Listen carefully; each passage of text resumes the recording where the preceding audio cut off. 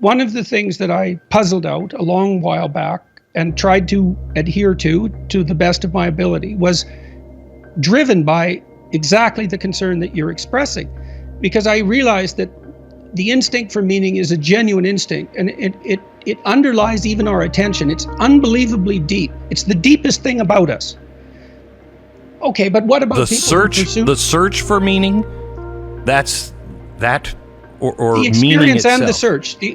Okay. Well, I would say both of those. Both of those are Okay. they're somewhat independent, because the search for meaning is very motivating, but the experience of meaning is something in and of itself. We talked about that in Yes. relationship to the night sky, for example. Right. So, okay, but your objection was, well, what if that meaning instinct goes wrong?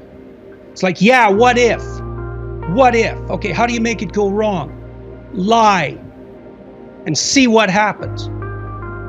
Because you'll pathologize that instinct, and then you're lost.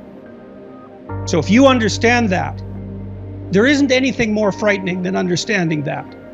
Because your stability as an entity, as a soul, is dependent on your relationship with that instinct for meaning.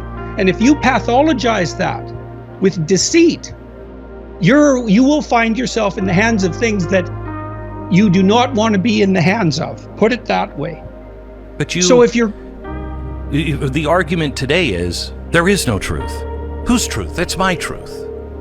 It's your truth. I think what you're saying is you find meaning in truth, and if you're lying about something, then that's the absence of truth. But Well, if you tell the truth to the best of your ability, then you can trust your instincts to some degree, to the greatest degree that you're capable of, and then that can help orient you in the world properly. You can rely on your instincts if you don't pathologize the information that you're feeding yourself.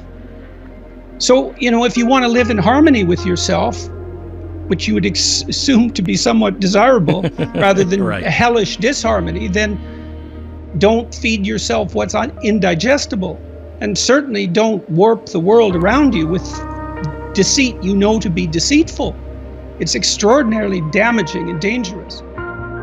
Well, because I realized that the instinct for meaning could become pathologized, that's what made me obsessed to begin with about the spoken word, with free speech, for example. You were also talking about what orients us in the middle. Well, the thing about the middle is where the middle is shifts, because the environment around us shifts, the natural world shifts, the social world shifts, and so that middle moves on us. And so what we do is we talk to each other, which is a form of thinking. Thinking is internalized speech. So the dialogue we're having is thought. If I'm thinking, I just have that dialogue in my head by myself. It's still a dialogue between two viewpoints. So we orient ourselves with untrammeled, honest speech in a constant search to find that optimal middle ground. But it always moves. So we are destined in some sense to continually communicate about where we should be. That's for sure. But the idea that there's a desirable middle that we can attain through dialogue, well, that's a presupposition of Western individualism. There is an assault on that idea. So if you buy the idea that our institutions are basically predicated on tyrannical power, so that's the basis for institutional organization, is power. Then you buy the argument that the dialogue between institutions is nothing but the expression of that power. There are no individuals, and there's no space for rational negotiation. And that case is being made constantly, particularly by radicals on the left. It is fundamentally anti-individual. And there is no room in that system for free speech itself. It's not like it's anti-free speech. That's a misconception. Something isn't anti-free speech if it has no room whatsoever for the concept of free speech. That's a much deeper criticism. And that's part of what's driving this identity politics movement. It's an assault on the idea of the individual word, the word itself. It's an assault on the idea of the redemptive power of the word itself. There's no individuals, there's no rational discourse, there's no possibility of meeting in the middle. There's no middle. There's just a territory defined by struggles for power between groups. That's why it's okay not to invite someone who disagrees with you. They don't disagree with you. They represent a different power structure. And you might think you have an opinion, but you don't. You're merely mouthing the platitudes of your social structure. You're not there as an individual, not from that perspective. This is a much more radical critique than people generally realize. It goes all the way to the bottom. In my writings and my lectures, I've tried to encourage people to deal with malevolence at the level of the individual. Because when you start dealing with it in others, there's a big risk in that. It's like clean up your own house, which is right. I mean, I've been parodied for that. So, well, look at all the social problems in the world, and Dr. Peterson is telling the oppressed to clean up their rooms. It's like, how is that going to solve anything? It's, well, first of all, have you tried it? Actually, it's not that bloody easy to clean up your room. Right. And so it's harder. It's much easier to clean somebody else's room. Yes, or it's certainly a lot easier to point to the mess in someone else's room. Yes. And there's such a danger. There's such a danger in that, and it's so attractive, right, to identify, to localize malevolence externally. It's so attractive because, first of all, it lets you off the hook, and that's a relief. Mm-hmm. And second, if you've identified malevolence, there's nothing you can do to what is malevolent that's unjustifiable, mm-hmm. and so your worst impulses have free reign. Because especially if you can also add to that a good cause. Mm-hmm. You say, well, this is in the service of the eventual utopia. It's like, well, now you have carte blanche for your worst motivations, and that's very, very dangerous. And so I always think that it's better to stick to the psychological. How do you get people to recognize and then have the courage to stand? You've taken a beating. Nobody wants to do that. Why is that worth it, and how do you get there? Well, I think it's worth it because I believe the alternative is worse. I mean, that's why I think it's worth it. I think it's a decision that you make to stay silent when you have something to say. You don't know what it is within you that requires your voice. Right? Because you feel, I have something to say. It's like, well, where does that come from exactly, that feeling that you have something to say? You're disgruntled at work and you're choking on your own bile because the situation is not just in your estimation. You're dying to say something, but you won't. Well, you'll die if you don't say it. Maybe it's a death of 1,000 cuts. I don't like deferred punishment. I'd rather take it now and keep the future clean, which is why I encourage people to have the fights now. Not to hide things in the fog for later, because they grow and metastasize. It's better to confront what you need to confront when it's small and when you have some possibility of victory.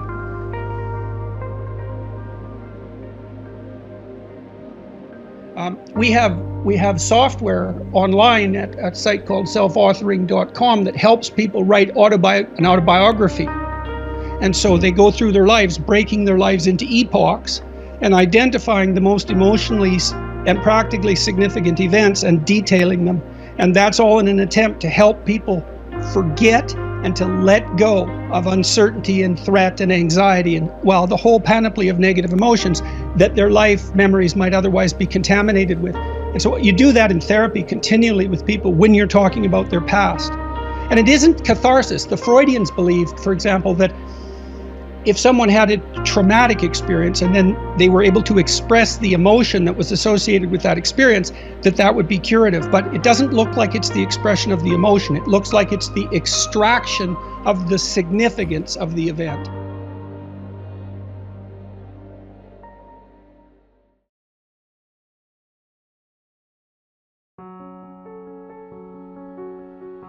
I don't think that young people, especially in later days in junior high, high school, maybe even earlier than that, are taught enough to think about what they want and how they would go about getting it. And I mean what they want in a deep sense, like how their friendships could be better, how their relationships with their parents could be better, how their life could be better, practically speaking.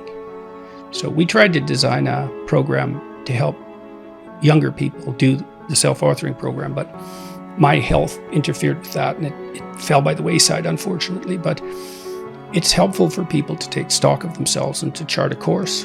And I don't think our education system does a very good job of helping people develop a vision of themselves, a story for themselves.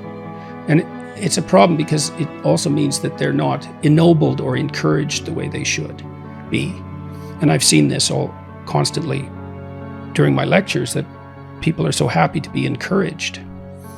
They're often met with skepticism instead, and I think that's part of the problem with what's happening in our culture politically too, is that, there's this terrible critique of our culture, that all its institutions are fundamentally predicated on arbitrary power, the exercise of arbitrary power. And that implies that the ambitions of people who wish to join that culture and to thrive are expressions of tyrannical, oppressive, arbitrary power. It's very demoralizing to young people. And I don't believe it's true, because I don't think the fundamental motivation is to exploit others. I think that people who do that fail, generally speaking, often precipitously. Societies that organize themselves around that principle are miserable and collapse. They're full of deceit and backstabbing and distrust. It's hell. And so I think that young people are best encouraged. And that means that you actually have to sort of like them. Like you're a mentor. It's like, I'm really on the side of the good in you, and I hope it manifests itself. And I think that's what trust is for, by the way. You should trust other people. Why? They can bite. Why would you trust them? Well, because it's courageous to. And that way you elicit the best from them. At least that's the best opportunity you have. You're going to get hurt sometime. You're going to get hurt distrusting too.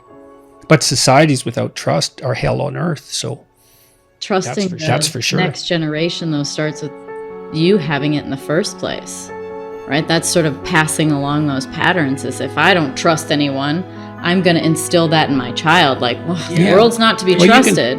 You can try to change that. And if you know that trust is courage, that can help. Because trust can be just naivety. I trust you because I'm too foolish to know the difference. I've never been hurt. I've never encountered someone malevolent, so I'm naive. And I trust. That's not trust. That's blind faith in an environment that's been too benevolent for your own good. But trust, that's more like, we'll think the best of you to begin with and see what happens. And then if you make a mistake, we'll deal with that and we'll go back to trust. And those are stable negotiating strategies. And so young people need to be confronted with that, and then they need to be helped to chart their course. And that's hard. It takes a fair bit of individual attention because people are so complicated. I produce this other technology at self-authoring that helps people write about their past, analyze their faults and their virtues, and write a plan for the future. It's a useful way of figuring out who you are. You kind of have to hit yourself against the world, but you tell the story about your past, and that helps you understand where you came from. You figure out your virtues and your faults. That sort of helps you understand your strengths and weaknesses. And then a plan gives you a course for the future. It's hard to do, all that writing.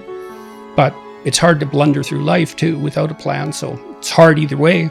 Pick your hard. You always talk about that. Choose the difficult, or the difficult will choose you eventually, and you might not like it as much, right?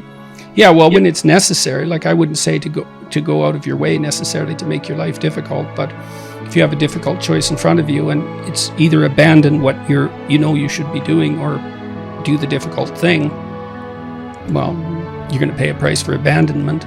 So, and I guess I would also say that to understand yourself, it's quite useful to try to not lie, as you tangle yourself up in your own lies. People think they can get away with lying, but you can't get away with falsifying the structure of the world.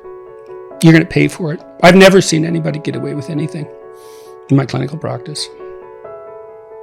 No, the other shoe always dropped. Always.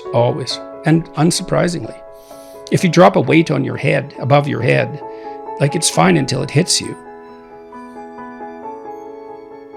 Yeah. But then there's changing your mind. Yeah, there you can be wrong. That's different. That's a good point, though. It's difficult to dissociate ignorance from lying, but, you get punished when you're wrong often, but that's different, It's not like it's nothing to be ignorant, to be wrong. It's still hard on you, but it's a different kind of hard to be willfully wrong. Responsibility, I think, is an incredible message. Yeah, the responsibility element has been well received by people, and I think maybe that's because that message isn't being delivered as effectively as it should be. The idea that meaning is to be found in responsibility. Yeah, you're saying it hasn't been developed. You're saying it hasn't been promoted as much. Well, there's so much of an emphasis on rights. I mean, imagine if our culture was as dominated by discussion of responsibility as it was dominated by discussion of rights. Gosh, Be right? completely. I mean, that's just not how it is at all. Right. And that's strange because your rights, in some sense, are my responsibility, and vice versa. So, right, because your accorded rights, it's distance from other people in some sense. And for them, it's the same. And so you can't have one discussion without the other. Mm-hmm. But our discussion has been very one-sided. And I think that's hard on people because it's about what you're owed. Yeah. And it isn't obvious to me that, I don't know, it's not like not getting what you're owed isn't annoying. It is if you feel that an injustice has been committed. But it isn't obvious to me that people find the deepest meaning in their life in getting what they're owed. I really do think that people find more significance in their life in being of use, utility, and service to other people. That's how it looks to me. So, and often that's discussed in a sort of should way, you should be good to other people. It's like, well, your life is better if you do that. That's a different way of putting it. And you can get people to think about that. It's like, well, remember those times when people were particularly happy with something that you did, something for them. How did you feel about that? Well, you can figure that out for yourself. Maybe it didn't matter, but probably it mattered. Probably you'd like to have that happen a lot more. But I think even more so, the feeling that you get when you have a responsibility and you deliver on it. Mm-hmm. I think that, for me, that feels even more meaningful. That you uphold your end of the bargain, that you make someone's life better. That feels even better than when someone says, thank you for that. Thank you for doing that. Mm-hmm. Right. No, absolutely. No, I wasn't thinking so much about the consequences of the thanks. Yeah. That's just an indication that you did something, that was productive and useful and caring, let's say. And And I think people know that too, that when they're operating properly, parents find tremendous meaning in the service they provide to their children, obviously. And I think you find that within a relationship, what you give, I mean, it's reciprocal, obviously. There has to be reciprocity, but it's better to concentrate at least half the time on what you're giving. Right. One of the real advantages, I think a lot of the current political movements are quasi-religions, essentially. And religious structures have collapsed very badly. And so these things arise to take their place because we need a religious structure, because that's what provides us with our fundamental story. The fundamental story of life is a religious story, by definition. That's what I mean by that. Is the most fundamental story you have is the closest thing you have to a religion. So we started there. I mean, we started with the stories. Yes. Well, and metaphysics be damned, but I don't know what the fundamental significance of consciousness is. So, and neither does anybody else. So there's plenty of room for metaphysical speculation. It's hard to know what each person's destiny is, but In any case, the problem with so many ideological stories is that they give you an easy enemy. And that's extremely dangerous. And maybe the enemy, they always give you an enemy. Yeah, that's a real problem. So that seems like one of the biggest problems, is there's always an enemy. Well, the biggest problem is the enemy isn't you. You're your worst enemy. I agree. And that's the right place to start. And so, one of the advantages, I think, of Christianity, although I don't think it's limited to Christianity, is that it insists that that's the battleground. You. Right? And so if you need an enemy, and maybe you do, look within.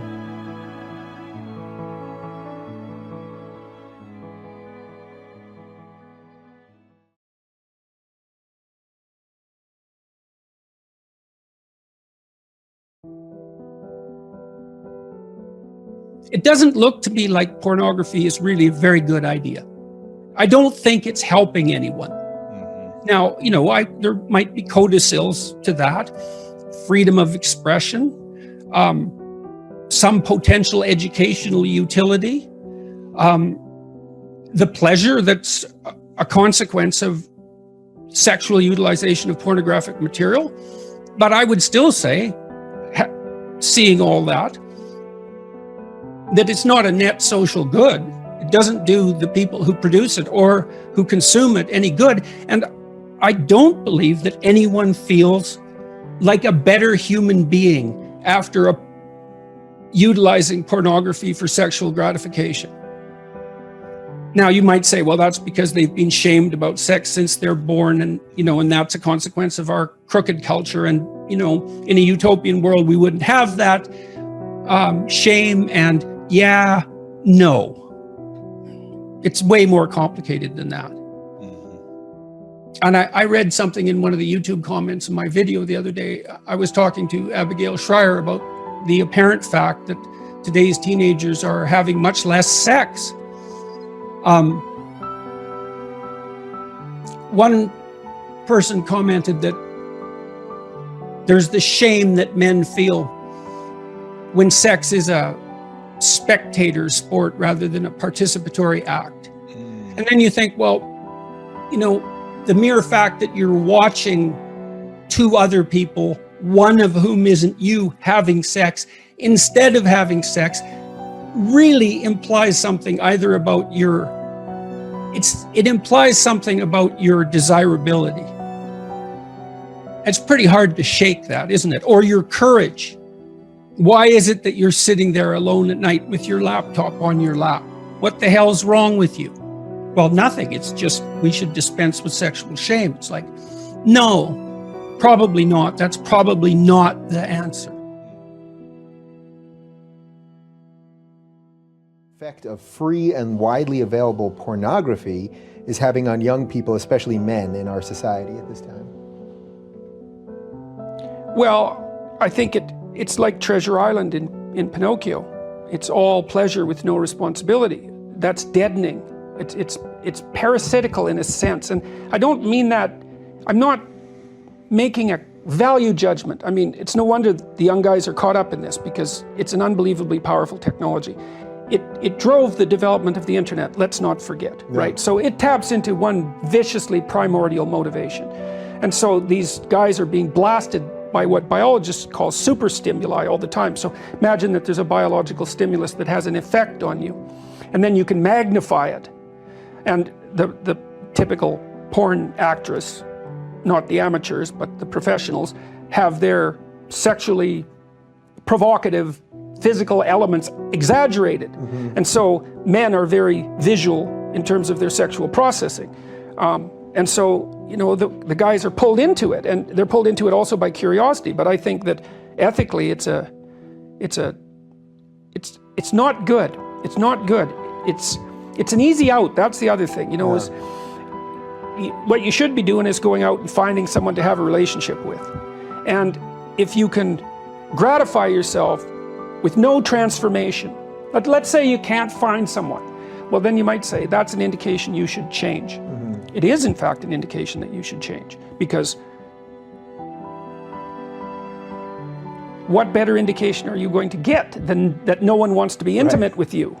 Right. It's the ultimate rejection, and that's partly why men are terrified of it, and I understand that. And I also understand the MGTOW guys, you know, who are just recommending that men don't enter into long-term permanent relationships with women. I understand where they're coming from, although I called them pathetic weasels a while back. I shouldn't have done that. Well, they're providing a lot of young guys who need a kick to go out there. Right, they're actually giving them the back door. They're giving them a rationale, and I've seen this have very detrimental effects on a number of people already, and partly in my clinical practice, because these guys, the young guys who aren't successful, they're looking for a reason why women are terrible, because otherwise they have to think, well, they're just not presentable, which is what they do have to think, because that's almost the definition of presentable, right? So, and then the MGTOW guys give them a rationale. You know, we are in a gynocentric world and females have got control and they'll like wipe you out if they have the opportunity. It's like, well, some females will do that to some guys some of the time. So I think it's reasonable to assume that there's a novelty edge in pornography, like there is in so many quasi-addictive phenomenon. And so it has to become, because novelty is a sexual kick, it has to stay novel, and that means that over time it's going to become more extreme. So that's not good. Well, so how do you resensitize yourself in some sense? Well, you stop.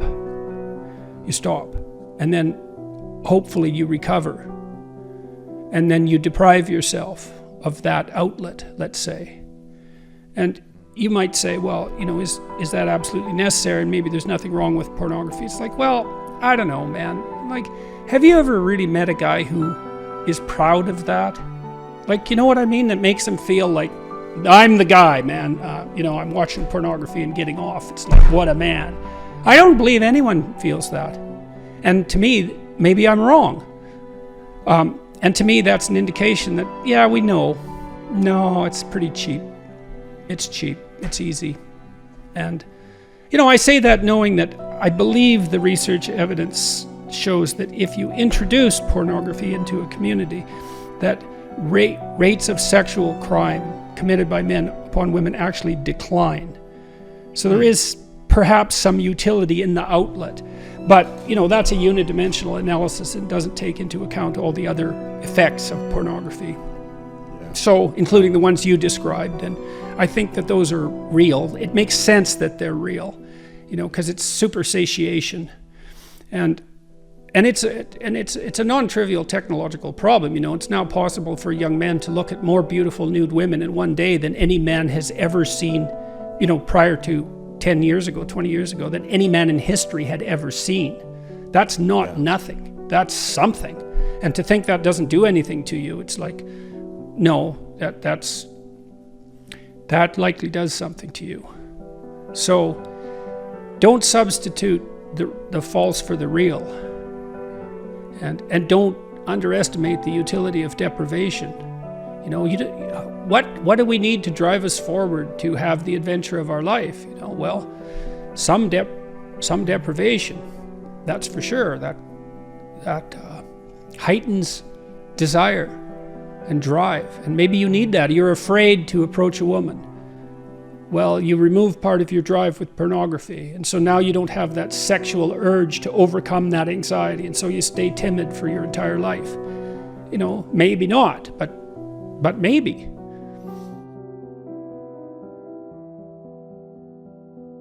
They don't have a value hierarchy. So Pleasure Island, it's a good example. Those kids that were brought there were lost.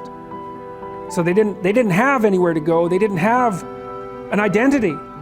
So they default to local pleasure.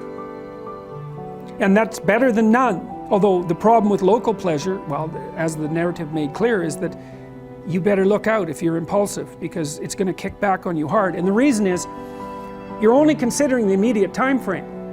And the problem is that things propagate across all the time frames. And so just because something works really well this second, cocaine, for example, doesn't mean that it's a tenable solution to the class of all problems. So usually, often, people pursue local pleasure because that's the best they can imagine. It's the best they've been taught. They don't see another alternative.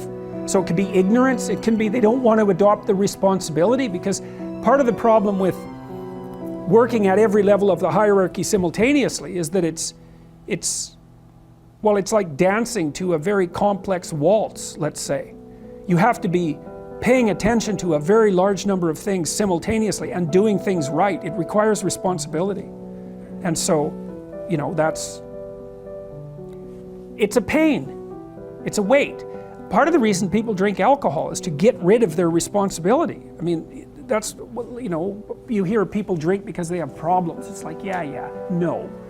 Some people drink because they're anxious, and alcoholics drink because they're in withdrawal.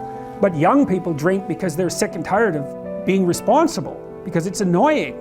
It's like, so I'll drink enough, I won't care about the medium to long-term consequences, because alcohol, that's exactly what alcohol does. It doesn't make you ignorant of the medium to long-term consequences, but it makes you not care about them. And partly it's because it dampens anxiety. So it dampens anxiety, it leaves your positive emotion circuits intact, so then you can go out there and do stupid fun things. And that's a party, really. Let's go do stupid fun things. That's a party. But the medium to long-term consequences it's risky.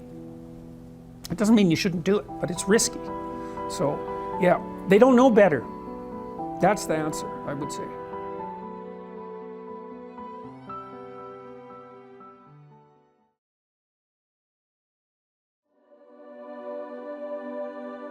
What do you think is the meaning of it all? What's the meaning of life, Jordan Peterson? We've defined it many, many times throughout this conversation. It's the adventure along the route, man. And I would say, where's that adventure to be found? In faith? What's the faith? The highest value is love, and truth is its handmaiden. That's a statement of faith, right? Because you can't tell. You have to act it out to see if it's true. Yeah. And so you can't even find out without, and that's so peculiar. You have to make the commitment a priority. Yeah. It's like a marriage. It's the same thing. It's like, well, is this the person for me? Oh, that's the wrong question. How do I find out if this is the person for me? By binding myself to them. Well, maybe the same thing's true of life, right? You bind yourself to it. And the tighter you bind yourself to it, the more you find out what it is. And that's like a radical embrace. And it's a really radical embrace. That's the crucifix symbol. And more than that, because like I said, the full passion story isn't death. It isn't even unjust death. It isn't even unjust death and the crucifixion of the innocent, which is really getting pretty bad. It's unjust, torturous, innocent death, attendant upon betrayal and tyranny, followed by hell. Well, that's a hell of a thing to radically embrace. It's like, bring it on. Take on some responsibility. Do something for other people. You're doing something for yourself while you're doing that, even if you don't know it, for sure, because you're a community across time. Find something to serve. Somebody to help. Someone to help. To solve. Find a job. Do your best with the customers. Don't be above your job. You're going to get an entry-level job when you're a kid.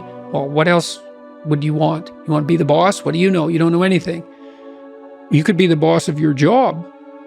You know, if you're working in a grocery store, or you're working in a convenience store, assuming you're not working for terrified tyrants, you can be nice to the customers. You can develop your social skills. You can learn how to handle boss-employee relationship. You can be there 15 minutes early and leave 15 minutes late. Like, you can learn in an entry-level job, man. And I'll tell you, if you take an entry-level job and you learn, and it's a reasonably decent place, you will not be in an entry-level job for long. Because everyone who's competent is desperate for competent people. And if you go and show yourself as competent, there'll be a trial period. But if you go show yourself as competent, all sorts of doors you didn't even know were there will start opening like mad. So you strive for competence, for craftsmanship. Yeah. For discipline.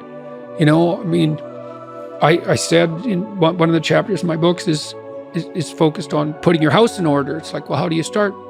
Make your bed. You know, it actually took me quite a long time in my life before I made my bed regularly in the morning. Most of my life was in pretty good order, but that was one thing I didn't have in order. My clothes in my closet as well, all that's in order. Not all of it. I'm cleaning out some drawers right now, but look around and see what bugs you in your room. Just look. It's like, okay, I'm in my room. Do I like this room? No, it bugs me. Okay, why? Well, the paint's peeling there, and it's dusty there, and the carpet's dirty, and that corner's kind of ugly, and the light there isn't very good, and my clothes closet's a mess, so I don't even like to open it. Okay, that's a lot of problems. That sucks. That's a lot of opportunity. Pick something and fix it. Something that bugs you. Yeah, but not too much. So the rule is, pick something that you know would pick a problem. Pick a solution to it that you know would help, that you could do, that you would do. So you have to negotiate with yourself. It's like, well, I won't clean up this room. How do you know? I've been in here for 10 years and I've never cleaned it up. It's like, well, obviously that's too big a dragon for you. Would you clean one drawer? Find out. And so imagine now you want to be happy when you open that drawer and you think, well, that's stupid. It's like, is it? Maybe it's your sock drawer, which I cleaned up in my room the other day, by the way. You're gonna open that every morning. So that's like 30 seconds of your life every day.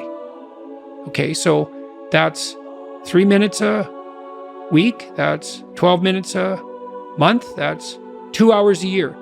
So maybe your life is made out, if you've got 16 hours a day, let's figure this out. 12 in an hour, 12 in an hour, 144 in 12 hours. Yeah, let's say 200 5-minute chunks. That's your life. Ladies and gentlemen, Jordan Peterson did just some math how many 5-minute chunks there are in a day. And I'm pretty sure that's pretty accurate. It's approximately right. So you got 200 5-minute chunks and they repeat. A lot of them repeat. So if you get every one of those right, they're trivial, right? Who cares what my sock drawer looks like? It's like, fair enough, man, but that's your life. The things you repeat every day. The mundane things. Think, I could get all those mundane things right. That's the game rules. It's like now all the mundane is in place. Now you can play. Imagine you want your children to play. Well, play is very fragile neurologically. Any competing motivation or emotion will suppress play. So everything has to be in order. Everything has to be a walled garden before the children will play. That's a good way of thinking about it. So you put everything in order and you think, oh my God, now I'm tyrannized by this order. It's like, no, you aren't, not if it's voluntary. And then the order is the precondition for the freedom. And so then all of a sudden you get all these things in order. It's like, oh, look at this. I've got some room to play here. And then maybe you're not depressed. Now, it's often not that simple, you know. It's not that simple. Try putting your room in order, perfect order. That's hard, man. I mean, it's a really powerful way to think about those 5-minute chunks. Just get one of them right in a day. Yeah, well, if you do that for 200 days, your life is in order. Yeah. You know, I did that with my clients a lot. So a lot of them would come home from work, the guys, say, and their wives would meet them at the door and it'd be a fight right away. You know, and it's a clash there because he comes home and he's tired and hungry. He's worked all day and he's hoping that, you know, he gets welcomed when he comes back to the home. But then the wife is at home and she's been with the kids all day and she's tired and hungry. And she's hoping that when he comes home, he'll show her some appreciation for what's happened today. And then they clash and then they both have problems to discuss because they've had their troubles during the day. And so then every time they get together, they're not like it's a bit of a fight for 20 minutes and then the whole evening is screwed. And so then you think, okay, here's the deal. It's knock and the door will open. Okay, you get to pick what happens when you come home, but you have to figure out what it is. So now this is the deal. You treat yourself properly. You imagine coming home and it goes the way you want and need it to go. Okay, what does that look like? You get to have it, but you have to know what it is. What does it look like? And you think, okay, I want to come home. I want to be happy about coming home. I come home.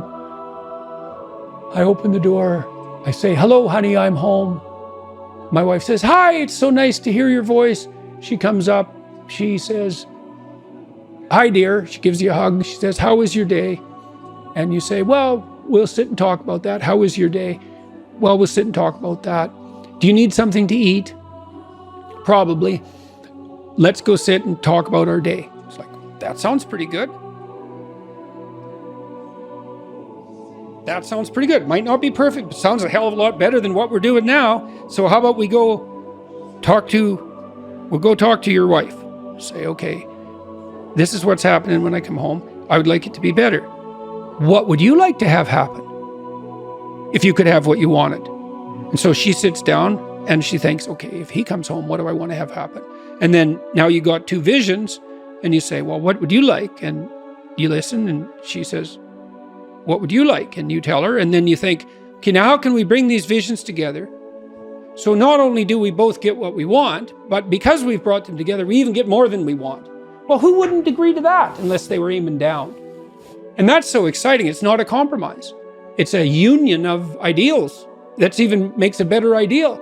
And then you get to come home. And then there's another rule that goes along with that, which is, please, dear, have the grace to allow me to do this stupidly and badly. Well, I learned at least 20 times. And I'll give you the same leeway. And then we'll practice stupidly for 20 times and we'll talk about it. And then maybe we'll get it right for the next 10,000 times. Right? And you can do that with your whole life, and you can do that with your kids, and you can do that with your family. Like, it's not easy, but you can do it. It's a lot easier than the alternative.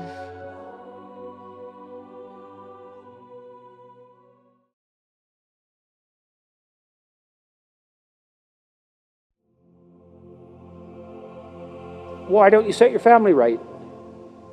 You know, you need siblings. Maybe you don't have them. Set your relationship with your parents right. Fix your relationship with your father, with your mother, with your siblings. The same thing. And then what sort of relationship do you want to have with your children? You know, if you could have what you wanted. I had a very good relationship with my children. My daughter, as I said, was very ill, so that made things complicated. But I had a great relationship, and still do, with my son. It's one of the lights of our life. And we concentrated on making that relationship pristine, you know, both of us, and my wife as well. And so you imagine, well, I want my son to love me. I want my son to respect me, and vice versa. I want a child who can make mature decisions. I want someone I can rely on. I want someone who other people gravitate towards. Because I can have what I want if I'm willing to make the proper sacrifices. And so that's a good thing. Could you set your family straight? Well, you need a job or a career.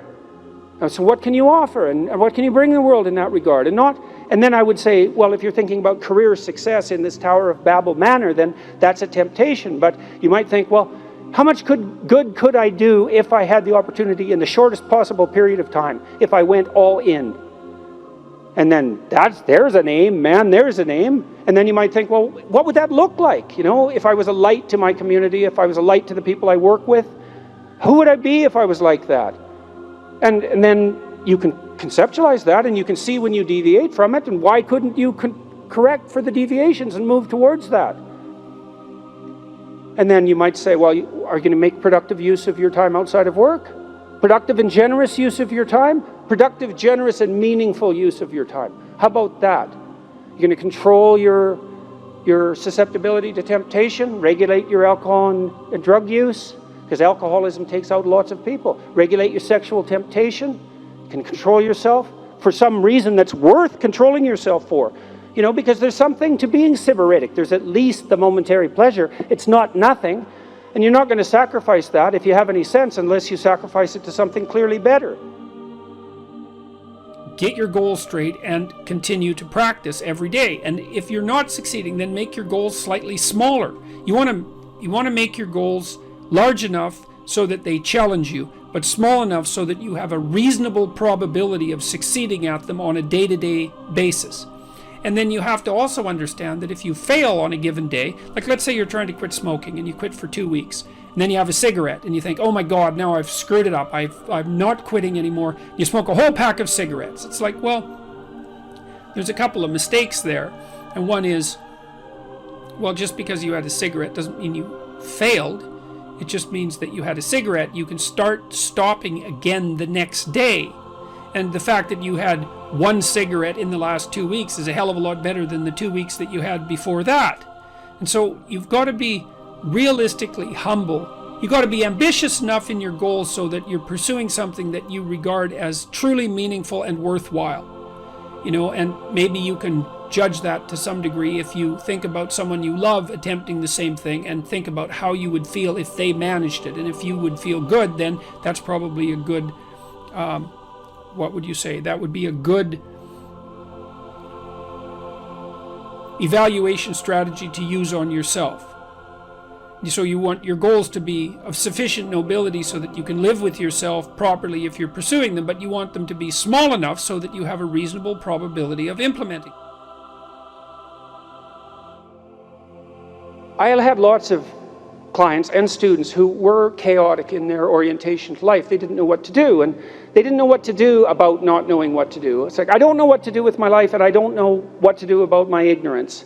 And my reaction to that, in some sense, wasn't exactly the reaction of a clinician, because not a typical clinician, because typical clinicians are liberal Protestant in their fundamental orientation, and they tend to think of psychological development as something like self-actualization, right? It's really a self-development process. But that wasn't my observation, partly influenced by the developmental psychologist Jean Piaget. I had a more communitarian view of human development than that, and my observation was that most people find the cardinal meanings in their life not as a consequence of the development of their self, whatever that is, but in service to other people, in the adoption of responsibility.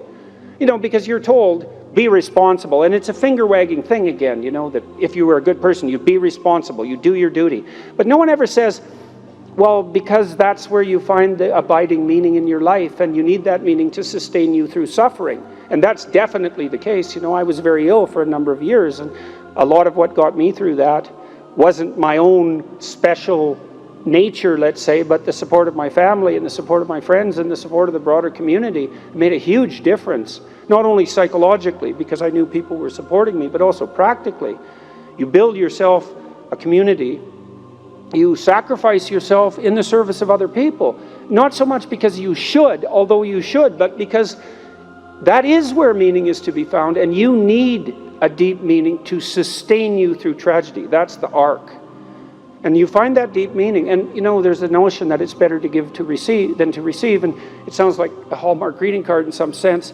And people are cynical about that too. Well, yeah, you say that because you should be good and think that. But if you watch yourself, you'll see that it's true, because one of the things that's been really pronounced element in my life is that, people thank me from time to time for things that I've done or said. And there isn't a better experience than that, that you've put something out that's actually a manifestation of what you truly believe, and the consequence of that is part of the redemptive process for someone else. There is nothing that's better than that. Zero, nothing. In fact, I don't think there's anything that's even in the same conceptual universe of that in terms of its intrinsically rewarding properties. There's nothing better than to have people, perhaps particularly people you've never met, tell you that what you have been doing has had a salutary effect on their lives. So that's a hell of a fine thing to aim for. And why not aim for it, because you could do it. If you put, I wouldn't even say necessarily that you put other people first, because I think that's a mistake, but I do think it's the case that you treat other people in the manner that you would wish to be treated if you were treating yourself properly. And that's also a sophisticated thing, right? To learn to treat yourself properly. Because that doesn't mean you get to fulfill every momentary whim, because that's what you do when you're 2, and 2-year-olds can't live without their parents. You have to be wise enough to govern your current behavior in light of the future. And that's really what it means to be an adult. It's what it means to forestall gratification and to attain the responsibility of an adult. And the reason that you should do that, because you should, is because it's actually better, in all ways. It's a panacea for suffering to adopt that responsibility. I would tell my clients and students as well, it's like, well, let's just take a look at where other people find meaning. And we'll see how your life matches with that. Do you have an intimate relationship? Yes or no? The right answer is yes. Now, maybe not for you, and maybe you don't right now, and maybe you have your reasons not to because you're a singular person in that regard, but probably not. Because that's like a third of life. And so if you don't have that, that might be one of the reasons you're not doing so well. And the fact that you don't have it might be an indication that you're not oriented in the proper direction.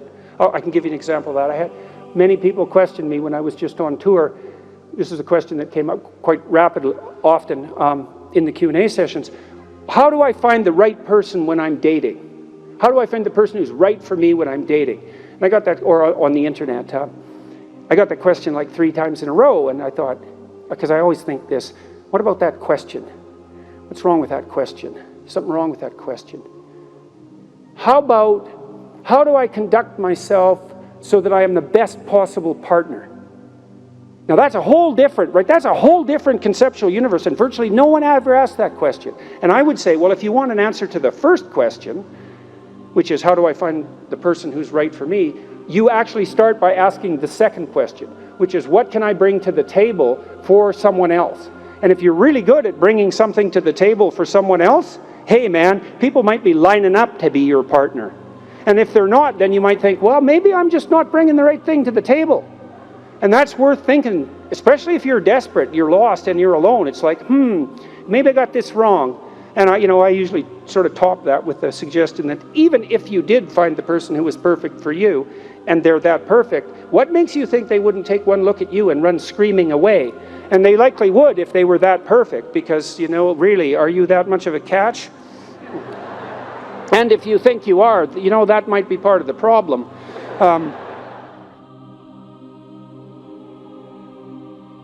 So that's one, right? Intimate relationship. So I would say to you at the crossroads, develop a vision for your relationship. There's a gospel saying, which is, of course, impossible to comprehend or believe. Knock and the door will open, ask and you will receive, seek and you will find. And people think, well, no way, the world's not constituted like that. It's like, it goes back to the idea of aim. If you don't aim at it, you're not going to hit it. And it might also go back to a question about what do you mean by ask and what do you mean by want? Because it isn't just some casual request. You're praying to God, I wish I could find my wallet or something like that, as if he's the casual granter of magical wishes, like a fairy with a magic wand. It's not that. Asking means something like this: I am willing to give up everything that I'm doing wrong so that I can put things right, if I could know what right was. And that's you're on your knees when you say that, man. And maybe if you're on your knees, you get the answer. And so that's worth thinking about. So, if you knocked and you wanted to walk through and you asked and you wanted to learn, and you sought because you wanted to find, maybe you would receive and be answered and find, but not without aim. And so I might say, well, look, if you could have the relationship you wanted, you get to have the relationship you wanted and need. But you have to know what it is. And so then you need a vision of that. It's like, and a developed vision, Not, I need to find the person right for me. It's like, what do you mean by that? How are you going to treat your partner when they come home from work? How about something that concrete? Or how would you like to be treated when you come home from work? Or what sort of partner do you want in relationship to their attitude towards children? You have to make it real, like it's the story of your own life, which, by the way, it is. And then maybe you find it, because at least once you've developed the vision, if it manifests itself, you'll recognize it. That's something.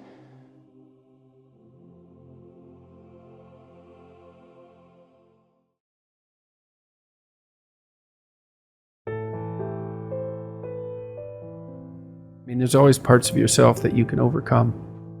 And so that's William James' moral equivalent to war, essentially. If you need something to grapple with, and you probably do, you can find that. You just look inside, you'll find something to grapple with. Inadequacy, weakness, susceptibility to temptation, narcissism, pride, envy, revenge, resentment, frustration, lack of faith, all of that. That'll keep you occupied if you really grapple with it. And that's an ancient theological question. What's up with the devil? Why does the possibility of evil exist? Why is there an eternal adversary? You see that reflected in Cain and Abel, right? At the beginning of the Genesis stories, essentially. The first 2 human beings are good set against an adversary. And that's what opens history, that story. You think, well, why would God construct a reality where an adversary exists? And maybe it's because all things considered, a world with an adversary is a better world, just like a garden with a snake in it is a better garden. These things aren't easy to understand. No snake, no necessity to contend with snakes. So why be awake at all? No adversary, no challenge. Why be challenged? Because maybe you're better for the challenge. And maybe that's the challenge, to see if you can be better for the challenge. But that should be internal. Well, fundamentally, if it isn't, you'll find it externally, because you'll demonize someone to turn them into Satan so that you can find an adversary. And then that's very unfortunate for you and for them. That's and the problem. It's just not as big a battle. It's like you battle with someone external who's malevolent, let's say, or you think they are, and usually you've got that mostly wrong, but not always. But if the battle is inside, which is where it's supposed to be, most fundamentally, then it's the ultimate. It is the ultimate challenge. And that's the infinite game. The external one is Battle between good and evil on a playing field of chaos and order. It's the eternal game.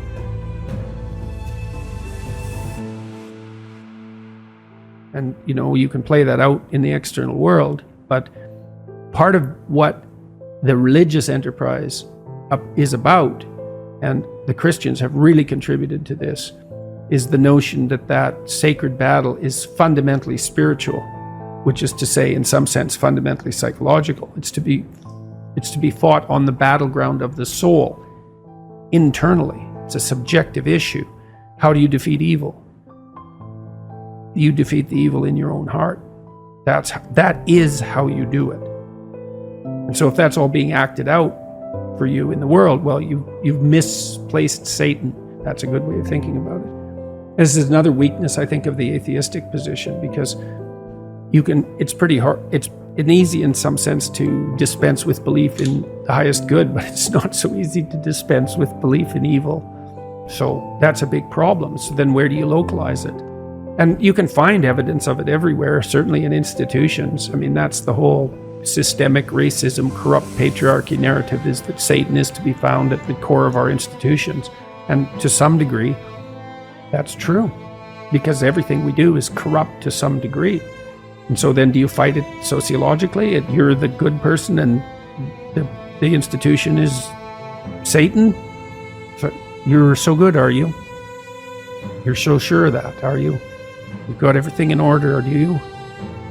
And you might say, well, do you have to have everything in order before you fight evil on the sociological front? And the answer is, well, no, because you're never going to have everything in order, but you still shouldn't put the cart before the horse. It's a spiritual battle. And it's taken people thousands and thousands of years to figure this out. First of all, it was the snake. What's evil? What's malevolent? The predatory reptile. Fair enough, man. I mean, we've been fighting with predatory reptiles for 60 million years as mammals. 60 million years. So it's a good first pass approximation. It's the snake, the poisonous snake, the external enemy, the predator. Well, what about the predator and other people? Oh yeah, that's even worse, man. It's like how predators are one thing, but predatory people, other tribes, man, they're brutal. Oh. Well, what about your predatory friend? Oh, that's pretty bad too. The friend who stabs you in the back, the person who betrays you, Judas. God, maybe that's the ultimate snake. It's like, well, how about when you betray yourself? Oh, yeah. So you want to see, there's this association that's very strange that occurred in the development of Christian thought between the snake in the Garden of Eden and Satan. There's no indication in the original story that the snake has anything to do with the Lord of all evil. It's a very weird conclusion that's been drawn. It's almost extra biblical, because there's almost no mention of Satan in the Bible at all, much less any direct connection between the serpent and Satan. It's a very, very strange idea, but it's part of this psychologization of evil. Like, well, what's the ultimate predator? What's the ultimate predator? What's the enemy you harbor in your own heart who hates you? That's the ultimate predator. There's these images of Mary with her head in the stars and baby in her arms and her foot on a snake. It's like, well, that's the eternal feminine. Her head's in the stars because she's oriented towards the highest good and she's protecting her infant from predators. That could be an actual predator. That's been the case throughout not just human history, but mammalian history. Could be other people who are predators. Could be men who are predators. Could be her. Who's a predator? The devouring mother. It's like, well, what's the ultimate locale of genuine evil? Well, the highest religious answer is, that's in you. That's the proper place to battle it out. And I think that's true. I think it's literally and metaphorically true. And I was convinced of that in part because of Solzhenitsyn's writings, because Solzhenitsyn identified the totalitarian state with the willingness of the subjects of that state, the subjects and the perpetrators at the same time, to live by lies. No totalitarian state if people don't lie. And every time you lie in support of the totalitarian state, then you're the perpetrator. And that's a psychological issue. It's like, you're going to lie to get along or not? Say, well, what does it matter? I'll go along with it. It's okay.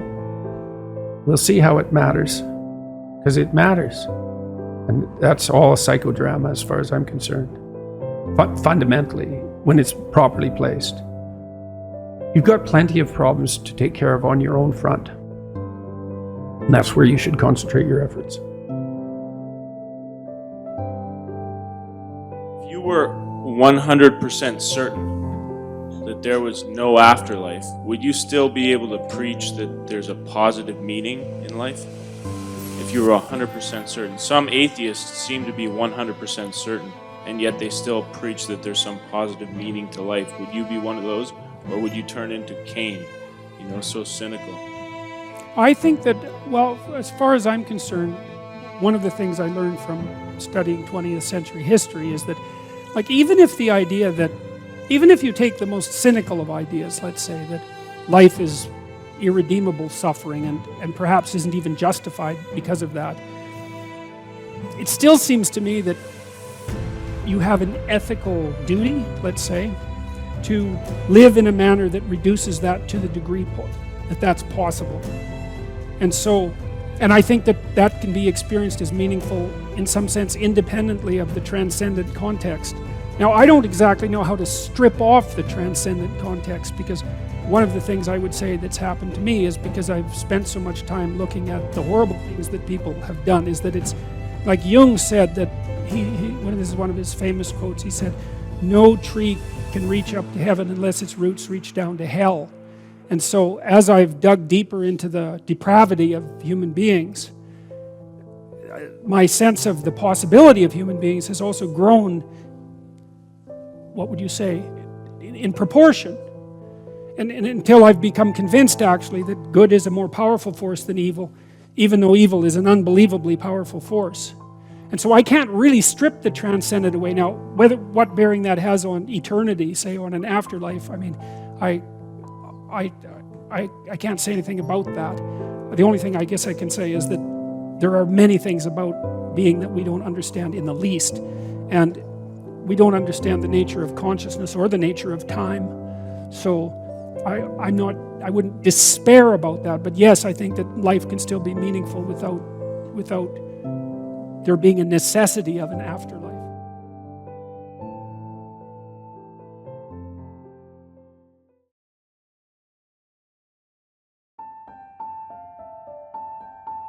I'm really on the side of the person that wants to do something positive with their life, to make their own life better, because I think that's where you should start. You should start by maximizing the quality of your own life. That's not a selfish thing, or if it is, it's the right kind of selfishness. And that you should figure out how to do that in a way that's of benefit to your friends and your family and your community, and you should take that deadly seriously. And the reason you should do that is because that just makes life better for everyone. And it reduces a fair bit of the misery that would otherwise be part and parcel of life, and it makes everything function smoothly. And one of the things I'm really curious about is what the world would be like if everybody decided to do that, because human beings are really remarkable creatures, and we hobble ourselves very badly with deception and resentment and revenge and the desire to make things worse and arrogance and all those sins, let's say, that make us deviate from our true path. And our true path should be something like, imagine the noblest aim that you can conceptualize and then sacrifice your life to attempting to attain it. And there's nothing in that that isn't good for everyone. And so apart from the fact that it requires a lot of responsibility, I just can't see why everyone wouldn't do that. And when I'm talking to young people and, shaking my finger and saying, grow the hell up and get mature and take on some responsibility, I'm not saying that because I'm an enemy of the person. I'm saying it because I'm the best friend of the part of them that would really like to walk in the light. And it's an invitation to walk in the light, and it would be remarkable. This is what we need to do, as far as I'm concerned, not only in the West, but in the world at large, but maybe in the West first, is we have to consciously decide that we're going to do everything we can as individuals to walk in the light, and to regard that as a noble and heroic endeavor, and to make that first and foremost in our lives. And that's what we should be educating young people to do, and they can do that. And so I have dozens of people writing to me and talking to me all the time who are saying the same thing. They're saying, look, I've really been trying to get my act together over the last 6 months. I've been trying not to lie, which is slightly different than trying to tell the truth, right? It's a more humble goal to not lie, because you can tell when you're lying, but you can't necessarily tell when you're telling the truth.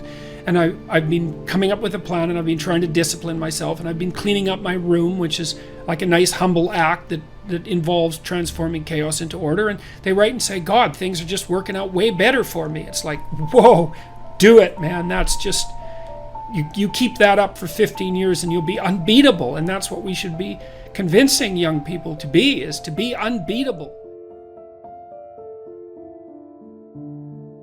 If you're not doing what you want to do or what you think you should be doing, drop the presumption that you know who you are and start to negotiate with yourself like you're a stranger who needs to be enticed forward.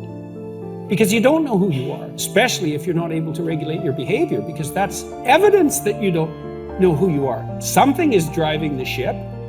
It's not you, or it's not the you think you are. And that's often extremely humiliating to people, because you may have to pick a goal that's so low, so lowly, right, that you embarrass yourself half to death by recognizing the necessity of you having to practice that.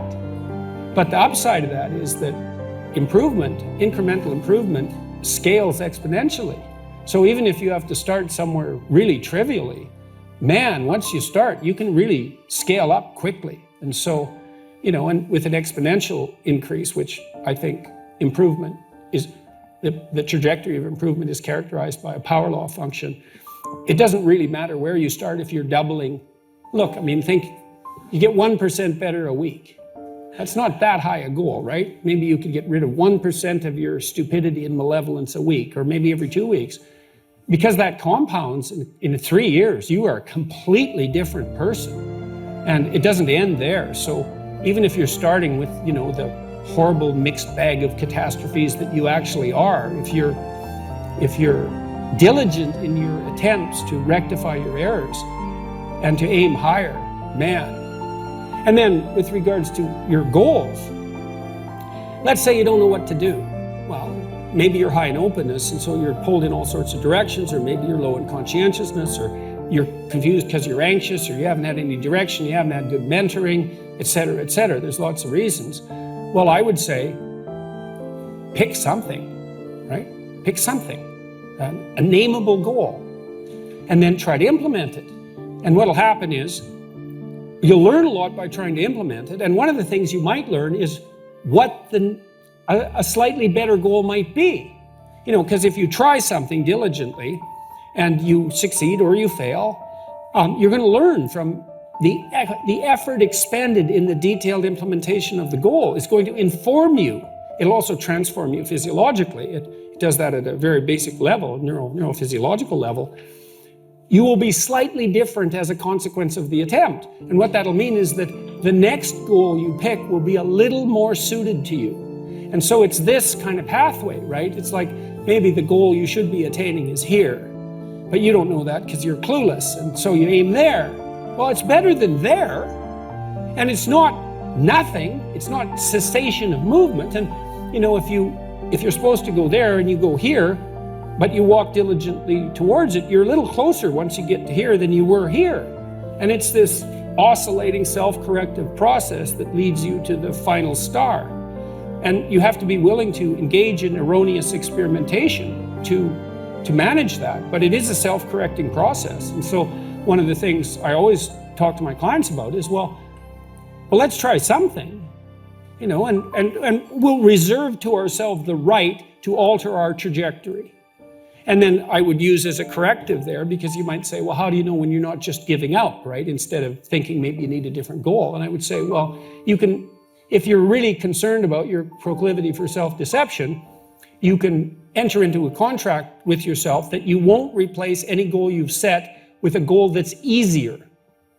And so you can switch your goal, but it has to be a little harder so that you check yourself against that tendency to withdraw and avoid and be self-deceptive. And that works like a charm. And if you do that with some degree of diligence, your goals will get better and more attainable, and you'll get happier too, because you don't experience happiness except in relationship to a goal. And that's really worth knowing. Your life is meaningless while you're not pursuing a valued goal. I mean, you might be depressed too, and sometimes that can be like an illness, you know, something that is really wrong with you. But a good rule of thumb is that if you find no joy in life, there's a very low probability that you're pursuing a goal that you regard intrinsically, like in the depths of your temperament, as worthwhile. And that's technically true, because we do in fact experience most of the positive emotion, let's say, that's associated with emotions like joy. We experience that in relationship to a goal. So, well, then you want to find a goal that regulates your negative emotion and that brings you a certain amount of positive emotion and that expands your competence as you pursue it. And you will experience that as meaningful. That's really what meaning signals. Meaning signals you're doing all those things. You say, well, that's not real. It's like, don't listen to the semantic chatterbox so much. Right? There's levels of you that are far wiser than that. And you can watch what happens to you instead of noticing what you think. You know, and that's another thing I always did with my clients, especially if they're depressed. It's like, well, let's watch you for a week and see, let's see when you're not so depressed. What are you doing when you're not so depressed? Now, for some people who had an endogenous depression, they were just depressed all the time. And sometimes an antidepressant was a good solution to that. But for people who were situationally depressed, which is equally common, let's say, there'd be quite a bit of variation in their mood. And say, well, it turns out that I'm not so depressed when I'm with so-and-so. It's like, okay, well, why? And more importantly, how can we do more of that? And when were you more depressed? Well, when I'm alone in my room, you know, brooding. Okay, well, how about you spend 10% less time this week alone in your room? Like, we'll introduce 10%, let's say. So you're awake for 16 hours, so that's an hour. Now we'd probably go for 5%, half an hour. That's a hell of an improvement over 20 weeks, right? Because that would be 100% less time doing counterproductive brooding.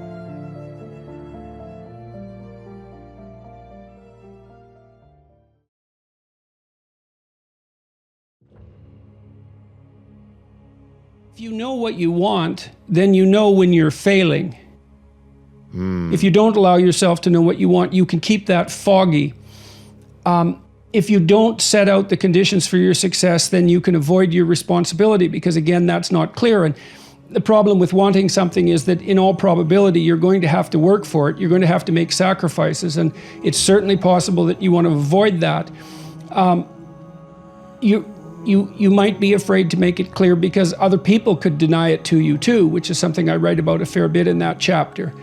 The problem is, and failing to make any of that clear protects you right now, but it's really hard on you over the medium to long term, because if you don't make it clear to yourself what you want or to other people, the probability that you're just going to stumble into it is pretty low. And you can put that off indefinitely day after day, but the problem with that is that you age while you're doing that, and there's obviously a price to be paid for that. So that's chapter 3, do not hide things in the fog. I mean, it's a warning about failing to pay attention. You know, knowledge emerges in a very strange way. It emerges, obviously, when we learn something, we started out by not knowing it. And so what that means is that knowledge goes through a transformation process from being absolutely not there to being explicit and fully detailed. And one step of that process is emotion. And so, for example, you might find yourself frustrated, disappointed about the events of the day, but be unable to exactly specify why. That's extremely common. You know, you go home to your partner and you be in a bad mood, and you know, you'll snap at them for something and they'll say, well, what's up with you? And you'll say, well, nothing, you're just being annoying, when it's perfectly clear to both of you that there is actually something up with you. And then that disappointment and frustration, anger and sadness, let's say, or anxiety, is a sign that something isn't right. But it isn't necessarily that you're repressing knowledge of what's not right. It's that you actually don't know. And the emotion is the first step in the process by which that knowledge emerges. And you might have to sit and think and talk to your partner or to a friend for God only knows how long before you're actually going to put your finger on what it is that you're upset about. And it could be very far removed from whatever happened to trigger you in the moment. And so that's the fog. And you can keep things in the fog just by not doing that. It's really easy. It's no more difficult than just sitting there doing nothing, because creating knowledge is active and difficult. The best advice that you can really give to people who are young is that unless you have very good reason not to, you should do what all people have always done. And so what does that mean? When I see my clinical clients, although I'm not practicing anymore, when I saw my clinical clients, I would evaluate their lives across a number of dimensions. Were they immersed in a network of friendships? Did they have a family? And that could be their family of birth, but also the family that they've produced, their own husband or wife and children, if they were of an age where that was appropriate. Did they have a career or at least a job? And was their job productive and matched well with their abilities and their ambitions? Were they educated to the extent that their intelligence and curiosity might demand? Were they in reasonable physical and mental health, independent of those other areas? All of those things need to be established, and you don't want to question them so much that you don't establish them. You might think of yourself as a rebel and someone who's particularly unique, and it's also possible that you are unique in one or more ways, but fundamentally speaking, if you don't do what everyone else does, then the probability that you're abdicating your responsibility and that you will miss out on something important is extremely high. So, you know, our culture, virtually every movie that's made for children now, you see this coming out of the Disney studios constantly, always concentrates on the special child who's got abilities that no other child has and is being crushed by society into being, unpleasantly normal. And there is a fair bit of crushing that goes along with being socialized, because part of being socialized is to become like everyone else. But you don't want to underestimate the benefit of that. It's very, very difficult to tread your own path, and you're only going to be able to do that in a limited number of areas. You blow apart the social routines, you'll find yourself out there in a domain of chaos that will overwhelm you, and that's not pleasant. You do not want that. Let's say you don't know what to do. Well, maybe you're high in openness, and so you're pulled in all sorts of directions, or maybe you're low in conscientiousness, or you're confused because you're anxious, or you haven't had any direction, you haven't had good mentoring, et cetera, et cetera. There's lots of reasons. Well, I would say, pick something, right? Pick something, a nameable goal, and then try to implement it. And what'll happen is, you'll learn a lot by trying to implement it, and one of the things you might learn is what a slightly better goal might be. Because if you try something diligently and you succeed or you fail, you're going to learn from the effort expended in the detailed implementation of the goal is going to inform you. It'll also transform you physiologically. It does that at a very basic level, neurophysiological level. You will be slightly different as a consequence of the attempt. And what that'll mean is that the next goal you pick will be a little more suited to you. And so it's this kind of pathway, right? It's like maybe the goal you should be attaining is here, but you don't know that because you're clueless, and so you aim there. Well, it's better than there, and it's not nothing. It's not cessation of movement. And you know, if you're supposed to go there and you go here, but you walk diligently towards it, you're a little closer once you get to here than you were here. And it's this oscillating self-corrective process that leads you to the final star. And you have to be willing to engage in erroneous experimentation to manage that, but it is a self-correcting process. And so one of the things I always talk to my clients about is, well, let's try something, you know, and we'll reserve to ourselves the right to alter our trajectory. And then I would use as a corrective there, because you might say, well, how do you know when you're not just giving up, right? Instead of thinking maybe you need a different goal. And I would say, well, you can, if you're really concerned about your proclivity for self-deception, you can enter into a contract with yourself that you won't replace any goal you've set with a goal that's easier. And so you can switch your goal, but it has to be a little harder so that you check yourself against that tendency to withdraw and avoid and be self-deceptive. And that works like a charm. And if you do that with some degree of diligence, your goals will get better and more attainable, and you'll get happier too, because you don't experience happiness except in relationship to a goal. And that's really worth knowing. You know, and that's another thing to think about too. If your life is meaningless, well, you're not pursuing a valued goal. I mean, you might be depressed too, and sometimes that can be like an illness, you know, something that is really wrong with you. But a good rule of thumb is that if you find no joy in life, there's a very low probability that you're pursuing a goal that you regard intrinsically, like in the depths of your temperament, as worthwhile. And that's technically true, because we do in fact experience most of the positive emotion, let's say, that's associated with emotions like joy. We experience that in relationship to a goal. So, well, then you want to find a goal that regulates your negative emotion and that brings you a certain amount of positive emotion and that expands your competence as you pursue it. And you will experience that as meaningful. That's really what meaning signals. Meaning signals you're doing all those things. You say, well, that's not real. It's like, don't listen to the semantic chatterbox so much, right? There's levels of you that are far wiser than that. And you can watch what happens to you instead of noticing what you think. You really are your only comparison group, especially as you get older, because your life is so idiosyncratic and peculiar that I mean, look, you have to care what other people think. It's stupid to think otherwise, because you have to be social and you have to be aware of what other people are doing and all of that. So this is psychopathic individuality, but it is genuinely true that no one has your set of opportunities and limitations. And so the comparison just isn't real. It can't be sufficiently multidimensional. You know, because maybe you see someone who's rich. I've met many people who are very, very rich. And you can look at their lives and they have these huge houses and material plenty, and they're shielded from many catastrophes that would hit someone without those resources harder. But their lives are still full of exactly the same troubles that characterize human life in general.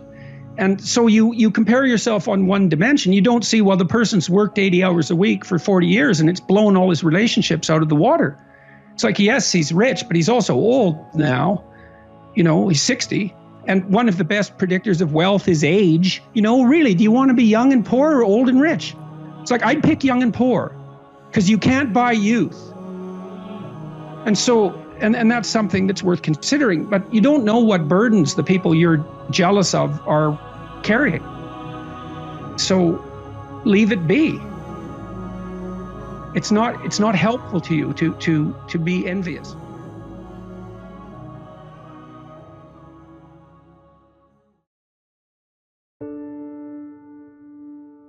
If you work 13% longer hours, you make 40% more money. It's nonlinear. So you think, why is that? Well, imagine you had 10 employees and one of them works an extra 10%. It's not much. Well, how often is that person going to be promoted? Assuming you have a clue as a boss. It's like you're going to look at the 10 people and you're going to think, oh, that guy's always here like 45 minutes early. It's like, why don't we give him the promotion? Obviously, right? So these small edges that you can manage like that, work an extra 10% or extra 13%, have non-proportional payoffs. That's part of the Pareto distribution. So get your sleep cycle organized so you get up in the morning. Learn how to do it. No excuses. I'm too tired in the morning. I don't like mornings. Who cares? That's not relevant. It's like discipline yourself so you can manage it. Schedule your meals, because that's a good disciplinary routine. And then learn to use a calendar, like Google Calendar. Most of you, many of you out there, do not use a calendar. Okay, a calendar is not a prison, and it's not a tyrant. Not if you use it properly. A calendar keeps anxiety at bay. It makes sure that you do what you need to do, which is important because otherwise you fall behind. But if you use it properly, it also helps you plan what you want to do. So I could say, well, lay out your damn calendar and design the days you would like to have. That's what your calendar is for. So you can put in all sorts of things in there you want to do and that would be good for you. And that's a really good way to start being more industrious.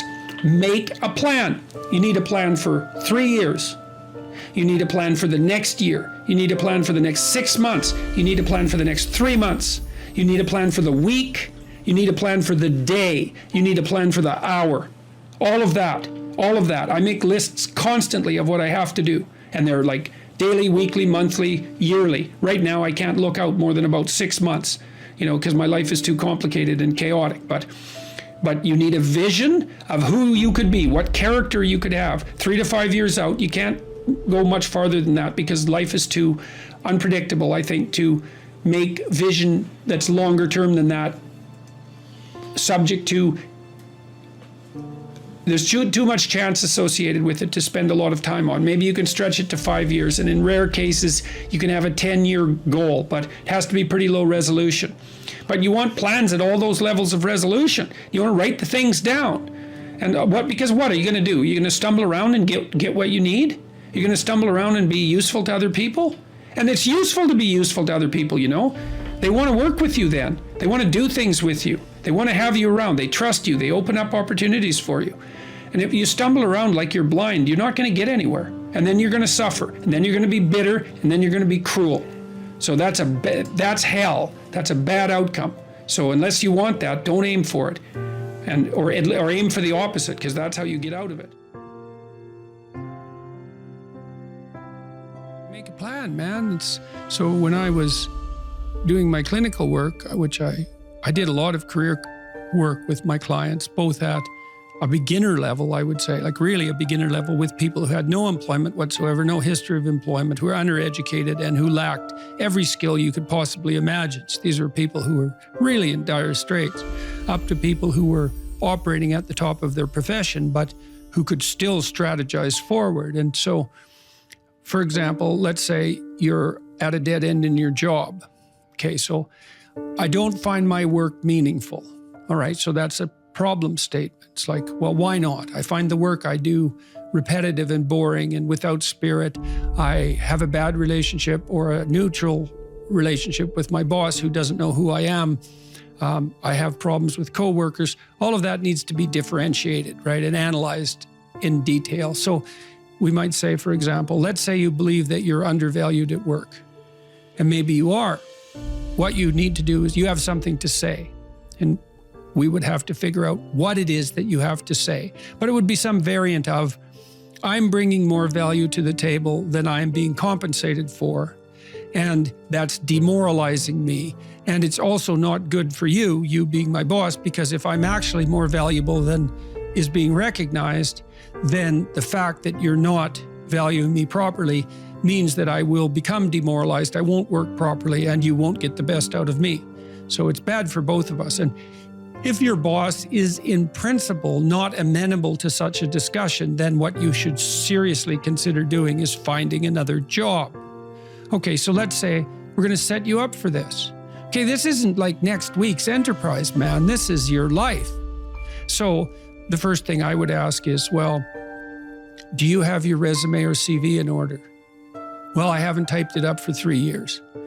Well, what do you think about bringing it up? Well, I'm pretty nervous about that because there's some holes in it. And, I didn't do so well in college and I'm kind of embarrassed about my resume. It's like, okay, bring it in. Let's go through it. Let's at least update it. Let's look where the holes are. Let's look at where the inadequacies are as far as you're concerned, right? This isn't my judgment, it's your judgment. Let's walk through those judgments and see if they're warranted, because maybe you're just too guilty and ashamed and self-conscious and anxious and you're looking at your resume more critically than someone else would. And maybe there's some holes that you need to rectify. You were 2 courses away from your BA and you dropped out or something like that. Well, maybe we need 6 months to address that. And at least, even if you can't be fully educated, you could be taking some courses online. And so when you went to a new job interview and they said, what about this hole? You'd say, well, I came to terms with that 6 months ago, and in an effort to rectify it, I'm taking the following courses, and here's my plan for completion. That's a really good answer. And anyone with any sense who's interviewing will accept that as an indication that although you're not perfect, and who is, that you have a good plan and that you've thought it through. Like, that's the kind of answer that in all likelihood will cement your candidacy for the position. Okay, so now you're going to go to your boss. Well, you have to have your CV and your resume in order, and you have to be able to stand on it solidly, and which at least means that you're prepared to address the inadequacies in a credible, realistic, believable, and truthful manner. All right, now what you do is apply for like 10 jobs. You don't have to take them, but maybe you have to go to an interview or 2 or 3 or 4, and maybe there's a bunch of opportunities out there for you that you didn't even know about. And maybe someone offers you a job. And so now you can go to your boss and say, here's the situation I'm in here at work. Here's my evaluation of the problems in relationship to me. Here's what I could do for you if you gave me a 40% raise and the opportunity to progress, but I'd like to see a plan for that. And I've been looking for other opportunities before conducting this discussion, and I have some. Well, then, if your boss treats you with contempt at that point and doesn't listen, then perhaps he or she is a little more narcissistic than might be optimal, and it's time to find a new job. But this isn't something you do trivially. And so when you're doubtful, say you're trapped, you ask yourself, well, why am I trapped? And that's a hard question, right? Because some of it's your own inadequacy, a lot of it. And all of the part of it that you can deal with is your own inadequacy. So even if it's unfair, even if you're hemmed in for any number of reasons, inappropriate, like ethnically predicated oppression, let's say, or maybe you're in a workplace that really is sexist in some fundamental sense. Well, that's not good. It's not just, it's not fair, it's not meritorious, all of those things. And maybe you shouldn't be there. But what you can do to begin with is every bloody thing you possibly can do to put yourself in the most virtuous and powerful negotiating position possible. And you have to think like a snake in some sense to do that. You got to get the details right. You have to be prepared to bite, and you have to have your eyes on the prize, so to speak.